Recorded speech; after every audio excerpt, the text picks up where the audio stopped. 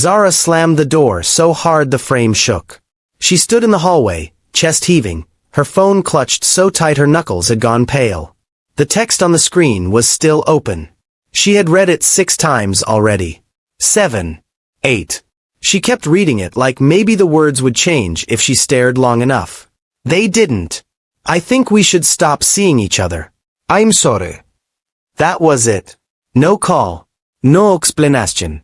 Just 11 words from the man she had spent the last 2 years of her life loving. She pressed her back against the wall and slid down slowly until she was sitting on the floor. Right there in the hallway.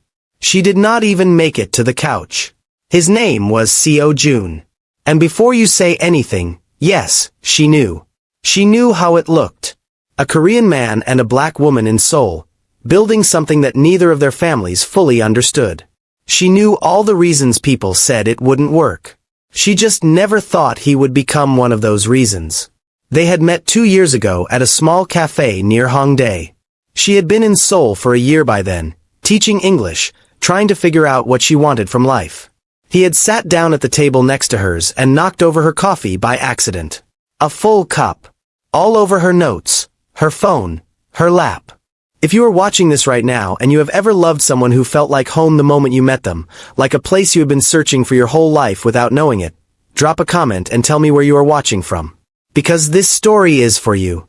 Within 3 months they were inseparable. He showed her parts of Seoul she had never found on her own. Tiny bookshops tucked behind restaurants. A rooftop garden that no tourist ever visited. A pojangmaka where an old woman made the best tteokbokki Zara had ever tasted, and she would say that for the rest of her life. She taught him things too. How to say certain things in Yoruba that made him laugh for 10 minutes straight. How to make jollof rice, which he burned the first 4 times and was so proud of the 5th time that he took a photo of the pot before he even plated it. He had a way of making her feel seen. Not just looked at. Seen. When she was tired, he didn't ask her to explain it. He would just put on something quiet and sit close to her. When she was loud and full of energy, he matched her, even though he was naturally a man of few words. He stretched himself for her. And she stretched herself for him. That is what love does when it is real. It makes you bigger. And then something changed. She could not say exactly when it happened. It was not one moment. It was a slow thing, like a crack in a wall you don't notice until one day the whole side of the house is leaning. He started being busy, which was fine. He had a demanding job at an architecture firm and she understood that. But the busy began to feel different. The calls got shorter. The texts took longer to come back. When they were together, he was there in body but something behind his eyes had gone somewhere she couldn't follow. She asked him once. She said, "June, are you okay? Are we okay?" He had smiled. That small, tired smile that she had come to dread. "Of course," he said. "I'm just stressed with work." She believed him. She chose to believe him because the alternative was something she was not ready to hold. Like this video, if you believe people deserve real answers, not 11 words and silence. Takes 2 seconds and it means everything. 2 weeks after that conversation, she got the text. She sat on that floor for a long time. The apartment around her was quiet. Outside, Seoul was doing what Seoul always does, moving, humming, alive, completely unbothered by the fact that her world had just split open. When she finally stood up, she made a decision. She was not going to cry into her pillow and wait. She was going to go to him. She was going to look him in the eye and make him say it to her face. Because she deserved that. She deserved more than 11 words. She grabbed her coat and walked out into the night. She took the subway. 40 minutes. She sat very still the whole ride, hands in her lap, watching her own reflection in the dark window across from her. She barely recognized herself. Not because she looked different. Because she felt hollow. Like someone had reached in and scooped out the warm parts. Seo Joon lived in a quiet neighborhood in Mapogu. She had been to his apartment more times than she could count. She knew the code to his building. She knew which step on his staircase creaked. She knew that he kept an extra key under the small ceramic frog his grandmother had given him that sat outside his door.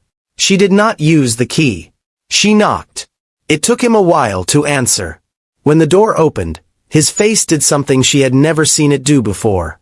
It went through 5 emotions in 1 second. Surprise.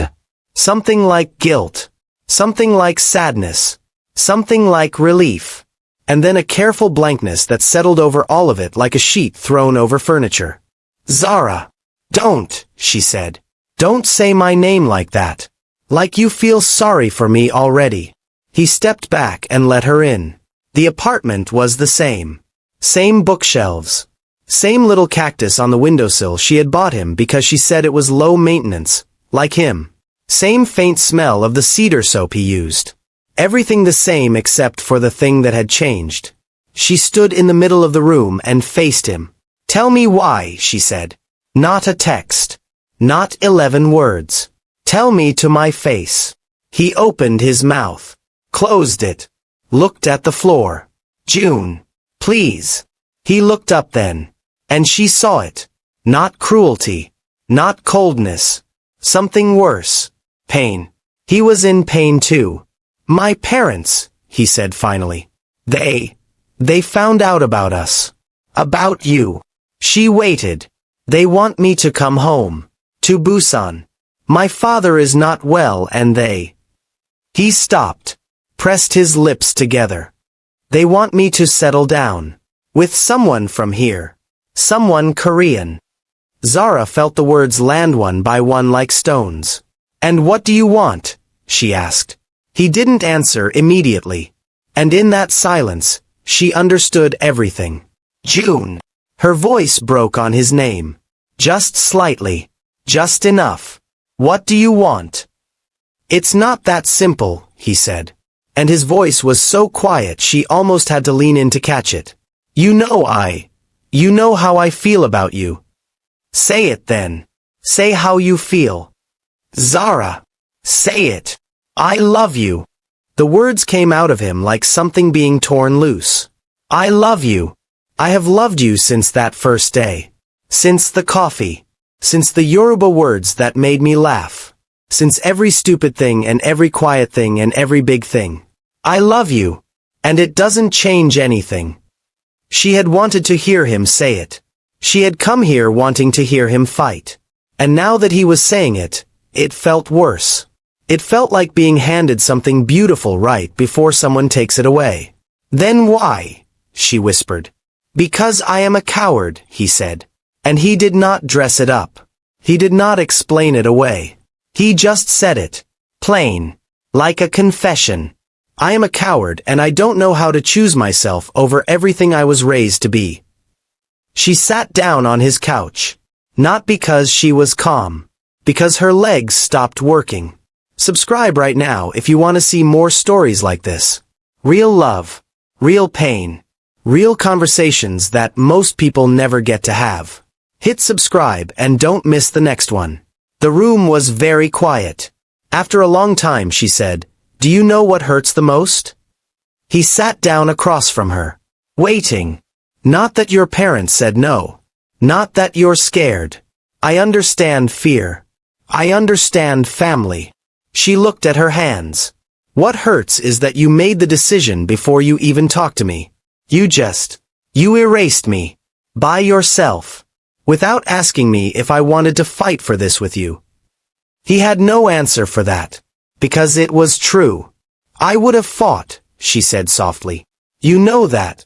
I would have stood in front of your parents and I would have been respectful and kind and I would have tried.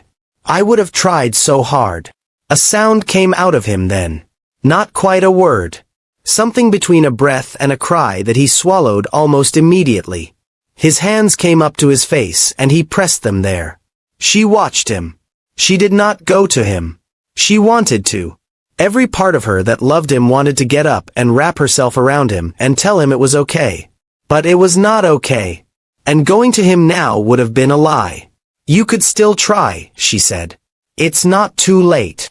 He lowered his hands. His eyes were red. My father had a stroke last week, he said. He's in hospital. And my mother is. She's falling apart. And they keep asking me to just come home and be who they need me to be right now. And he stopped. I can't add more pain to that house. Even for something I want. And there it was. The full picture. She closed her eyes. She sat with her eyes closed for what felt like a long time. In the dark behind her eyelids she let herself grieve. Quietly. Privately. The way you grieve when you are still in the same room as the thing you are losing and you do not want them to see how badly it is breaking you. When she opened her eyes, she looked at him again. Really looked at him. He was still the same man. The same careful hands. The same line between his brows when something was heavy on his mind. The same person who had once held her while she cried about her mother being sick back home and had said nothing but stayed there the entire night, warm and solid and present. He had not become a stranger. That was the cruelest part. I'm not going to beg you, she said. I need you to know that. Not because I don't care. But because I respect myself too much and I respect you too much. He nodded slowly. But I also need you to hear something. She straightened. What you did was wrong. Not choosing your family. I understand that. But sending a text. After 2 years. That was wrong. I know, he said. I needed to hear you say it. I know. He looked at her directly now. No more looking away. I was wrong. I was a coward and I handled it badly and you deserved so much better than that. You deserved a real conversation. A real goodbye. You deserved everything. The word goodbye sat in the air between them like smoke. She breathed in slowly. Is this goodbye then? She asked. Not really a question. He looked like a man standing at the edge of something with no way back. I don't want it to be, he said. But I don't know how to ask you to wait. I don't know how long my father has. I don't know what's on the other side of this for me. And you deserve someone who can be fully present. Not someone always looking over their shoulder. She thought about that. She thought about the 2 years. The cafe, the burned jollof rice, the rooftop garden, the late nights talking about things that had nothing to do with anything except who they were to each other. She thought about the woman she had been before him. A little lost. A little untethered. Moving through Seoul like a visitor in her own life. And she thought about who she had become while loving him. More rooted. More certain. Like he had given her something to anchor herself to while she figured out the rest. Even if it ended here. Even if this was the last night. He had given her that. Okay, she said. He blinked. Okay. Okay. She stood up. She smoothed down her coat. I hear you. I understand. And I am not going to fall apart in front of you because that is not who I am. She picked up her bag. He stood too, quickly, like he didn't know what else to do with himself. Zara. She stopped at the door. I need you to know, he said. His voice was unsteady now. The careful composure cracking at last. That you were never just someone I was passing time with. You were never small to me. You were the most real thing in my life. She turned to look at him one final time. He was standing in the middle of his apartment, the cactus on the windowsill just visible behind him, the bookshelves that she had helped fill, the walls that had heard so many versions of their laughter and their quiet and their closeness. He looked like a man who had made a decision he would carry for a long time. She felt everything. Every single thing. All at once. Like a wave that rises and then instead of crashing, just holds. I know, she said. And then she walked out. She took the stairs slowly. She did not run. She placed her hand on the wall as she walked down, feeling the cool plaster under her palm, grounding herself in the physical world because the emotional one was too big to hold right now. She stepped out into the night. Seoul was still there. Still moving. Still humming with its 10,000 lights and its noise and its beautiful indifferent energy. She stood on the pavement for a moment and just breathed. Her phone buzzed. She looked down. It was him. I'm going to tell them about you. Not to fight. Not to change anything tonight. But because you deserve to have existed out loud in my life. You were never something I was ashamed of. I need you to know that. She read it 3 times. Then she put her phone in her pocket and started walking. She did not text back. Not because she had nothing to say. Because some things do not need a response. Some things just need to be received. She walked for 40 minutes before she got back on the subway. She sat in the same seat. Looked at the same dark window. Her reflection was still there. But it looked different now. Not hollow anymore. Something else. Something quieter and harder and more real. She thought about what she would do next. Not tomorrow or next week. Just tonight. She would go home. She would make herself tea. She would sit by the window and watch the city and let herself feel all of it without trying to make it mean something just yet. She had loved someone fully and he had loved her back fully and the world had been difficult anyway. And that was not a story about failure. It was a story about two people trying to be brave in a world that makes bravery very expensive sometimes. She was going to be okay. Not tonight maybe. Maybe not for a while. But she was going to be okay. If this story moved something in you, hit that like button right now. And if you have ever loved someone deeply and still had to let them go, drop a comment. Tell me where you're watching from. Your story matters and you are not alone in this. 4 weeks after that night, Zara moved through her days carefully.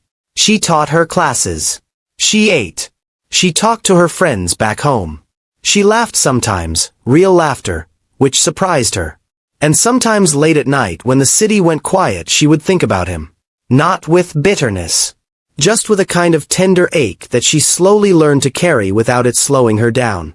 She never found out if he told his parents about her. She liked to think he did. She liked to think that somewhere in a hospital room in Busan, the name Zara was said out loud at least once. That she existed somewhere in the story of his life. Not hidden, not erased. Because she had been real. What they had been real. And real things leave a mark no matter how the story ends. She was not a chapter he could close without feeling the weight of it. She knew that. And knowing it was enough. She walked into that cafe in Hongdae one afternoon, months later, just to see if it felt like something. She ordered coffee and she sat at the same table where it all started and she looked at the seat next to hers. Empty now. She smiled at it anyway. Soft and private and hers. Then she opened her notebook and began to write. Subscribe if you made it to the end of this story. You deserve more of these. Like, comment, and share this with someone who needs to hear it today. See you in the next one.